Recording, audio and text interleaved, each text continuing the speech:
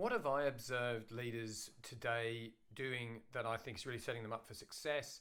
And really sort of which of these three areas do I think leaders are benefiting from the most? And the three areas, just in case you've missed the clips the last couple of days, are providing certainty and uncertainty and really being a super communicator in order to do so.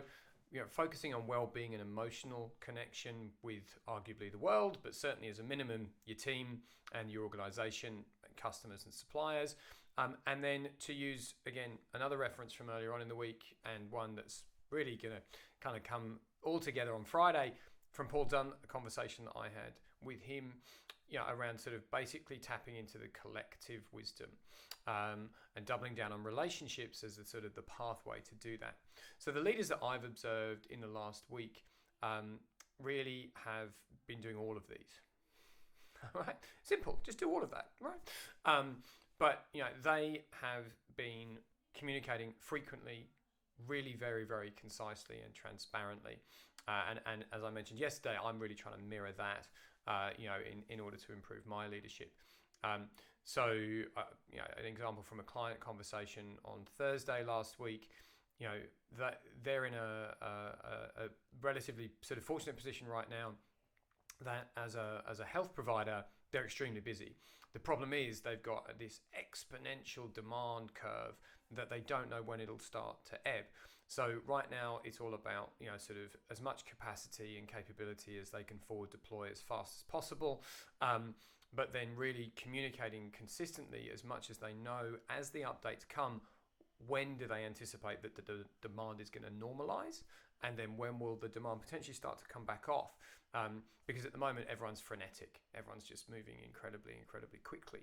And that brings me to my next point, which is basically coming from an interview that I listened to last week with a guy called Shane Parrish. If you haven't come across Shane Parrish, do so.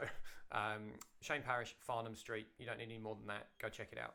And this interview with Shane, he was really focused on, a number of things. It was hours long. But in particular, what stood out to me was the leaders that I see succeeding right now are focused on velocity, not speed. So to use Shane's definition, if I'm interpreting it correctly, speed is just simply a measurement of pace. How fast are you moving? Velocity has a vector. It has a clear direction. There's a focus. There's a target that you're aiming at. And the businesses that I'm seeing being well led and I think are going to succeed and are going to keep succeeding, those leaders are focused on that vector. They focus on the target. Even if the target's uncertain, they define one and they say, well, that's where we're heading now. Or maybe it's now. And that's where they go. It's not just we need to do something, we need to move, we need to be ready to move. Like there's a clearly defined plan. So again, providing some certainty and uncertainty. And a webinar that I co-hosted with one of my colleagues, Mel Lipkowitz, last week, it was that same underlying resonance of certainty and uncertainty. That's what people were talking about and saying they really, really wanted the most. So that's what I've learned from other leaders in this last week. Go check out Shane Parrish. I'll see you tomorrow for a personal insight on these three skills and why I think they're important.